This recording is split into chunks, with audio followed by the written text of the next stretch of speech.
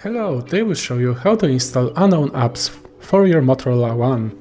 First, let's unlock the phone by pressing the power key and sliding up.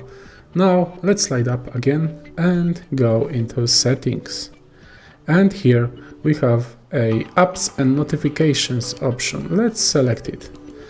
And now down here is an advanced menu. Let's select it too.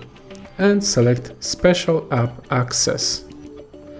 Here we can select install unknown apps. And in here we can select where we want to allow unknown apps to be installed from. So if, for example, we find some unknown application we want to install from Chrome, we can go here and allow for the apps to be installed from Chrome. And as you can see, they are allowed right now. Of course, we can select here again and disable this option, so no unknown apps will be installed from Chrome. Of course, we can do the same with Files, Drive, Gmail.